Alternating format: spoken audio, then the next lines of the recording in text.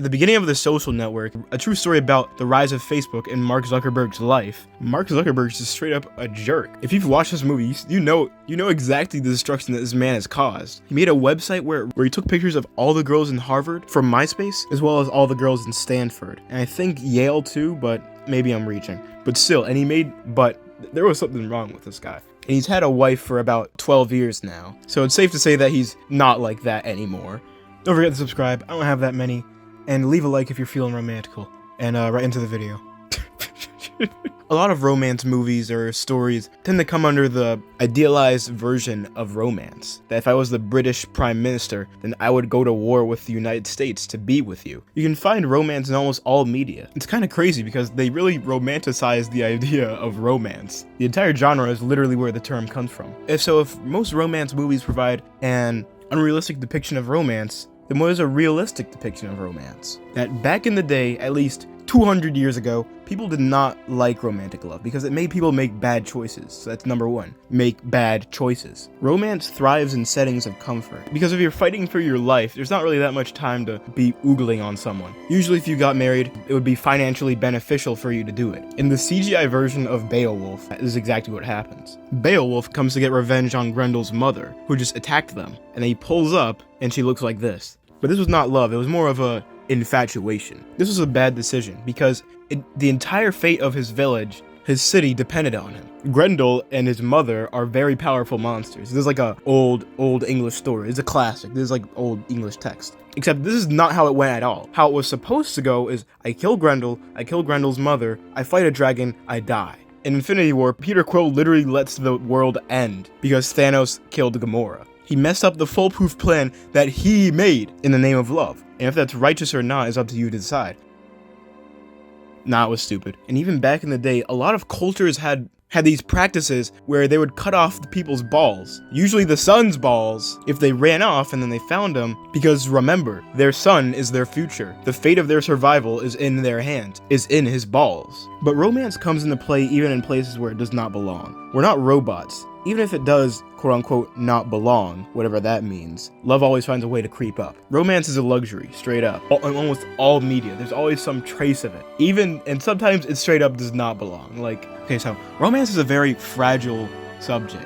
If you throw it, it's gonna break. And it's like the most intimate of all the emotions. Therefore, romance is the most intimate of the genres, or at least the big main ones. Well, each genre is usually more or less, no, it always is tied to an emotion that people feel, some being more obvious than others. Emotions are tools that storytellers use to actually make us feel things. There are many ways to do this. Take thrillers, for instance. They thrive off of exciting plots that always have things going in them, and there's a bit of overlap with romance and thriller here, because, I mean, dude, there's so many thrillers. Like, you'd call anything a thriller. It's like anything exciting. Like, it has to be, like, your movie has to be, like, utterly boring to be not a thriller. And even those are thrillers, too. While there isn't a specific science to who someone could be attracted to, except there is, but I'm not gonna go into that, because when you're a writer, you can just bend that to whatever you want it to be. It just so happens that Wonder Woman's perfect type is this random dude who just showed up on the beach. So, number 2, come correct. Now, what does that even mean? You should fix all the character flaws that you can in yourself before you get into a relationship with someone else, because then they're going to have to deal with that. You should not expect your partner to be the one to fix all your wrongdoings. Like, you're gonna fall in love and get into a relationship and you're magically gonna be fixed from all these things. Romance is the ultimate test of emotional intelligence, which Brad Pitt's character in this movie does not have whatsoever. So, 7 Years of Tibet takes place in Tibet. Okay, I'm just joking. So, Brad Pitt leaves his wife to fight in the war. He ends up in a prisoner of war camp. But when he gets there, his wife divorces him. This is because when he left on that train, he left to not have to deal with their child that was being born, an absentee father. While he's in this prisoner of war camp, he suddenly gets homesick, of course he does. And then he gets a letter saying that she's divorcing him. And actually his best friend, who he let take care of his wife, ended up becoming her husband while he was gone. And the same exact thing happens to him when they've escaped the prisoner of war camp and are now in Tibet, and they both fall for the same woman. Yet his friend from the prisoner of war camp is the one who ends up with her as well. Why is Henrik Herrer having such a hard time finding love? Well, because he isn't coming correct. He's just, like I've previously said, he's just a jerk. He left while she was pregnant on purpose. 7 months pregnant. So Heinrich Herrer went most of his life assuming, why didn't women like me? Because I'm blonde, I'm hot?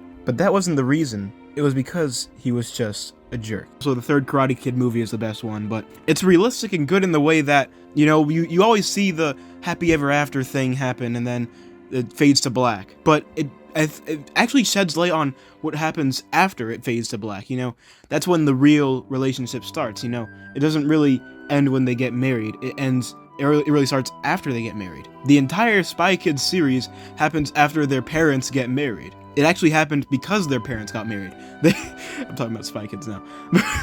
They were part of opposing secret agencies or whatever, and because they got married and their marriage got crashed by like the FBI or something, fire movies. I never finished. I was rewatching them, but I forgot to finish Spy Kids 2 and 3, so I need to do that.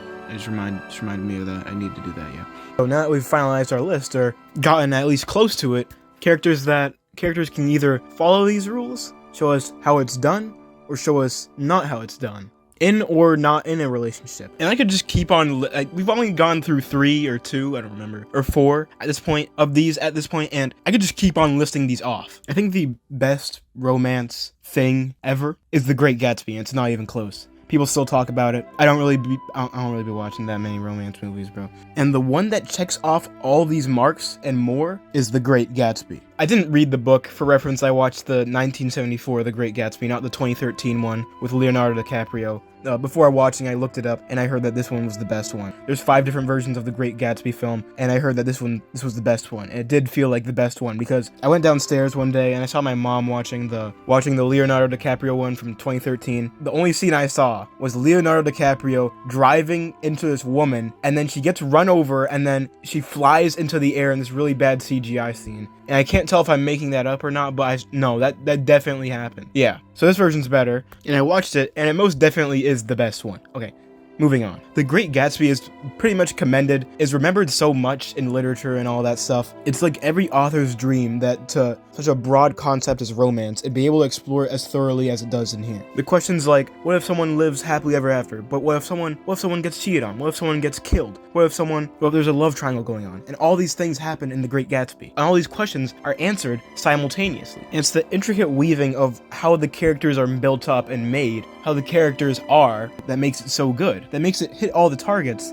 and the big questions that people have about love. But intricate weaving is for another video. What we're really here to talk about is what question or perspective each character represents. So there's Nick Carraway. This takes place in 1920s America. Ed Road, Long Island, basically means rich area. He's a pretty normal Joe, apart from the fact that he's poor. He doesn't really have much money, at least not enough money to have a girlfriend, which is why he does not pursue one. Pretty normal guy. He just doesn't engage with anyone, doesn't have the facilities for that. And then there's, of course, Gatsby. He's rich and he's somewhat of a people pleaser, but there's this mystique about him. He always uses his money to, spoil everyone he knows. He always has a party at his house every day, but never shows up. He just likes to look at the people. He says it himself, he's not too fond of people, but it seems he's somewhat of a people pleaser. There's so much depth to this, but I think we'll keep going with the questions. And his love language is more of giving gifts to people. Then there's Daisy, Nick's cousin, and also Gatsby's lover. And then the list just keeps going on and on. The most flirtatious girl in the entire movie. She'd be flirting with her cousin. Honestly, the time period, I don't even know if that was normal. It probably was,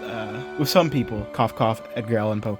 And something I'm only realizing now is that Gatsby only invites Nick to his house personally so that he can get to his cousin. But there's so much conflict interwoven with the characters. There's so many little things that happen in The Great Gatsby that some shows take an entire season to do. So many things happen in The Great Gatsby, things like Gatsby meeting Daisy while he was deployed in the military, while he was in the military, and the promise that they made to find each other again, and yet Daisy left for another dude, so on, quote unquote. Daisy's husband who she cheats on. Things like the mystique of Gatsby, Nick's loneliness, his cousin's insistence, his cousin's indecisiveness, her husband's protectiveness, rightfully so. Things like this tie the entire narrative together. In the majority of the everything of this genre that comes out is more of a fantasy piece. This is this is what I wish would happen to me. I need to clarify that I've never watched or read this myself. I can't believe I'm saying this.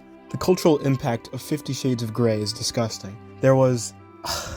middle-aged women will never be the same. I'm just gonna leave it at that. And that's why it blew up, because they want that to happen to them. That's why Twilight blew up, because they want that to happen to them. That's why My Babysitter's a Vampire, I wish that happened to me.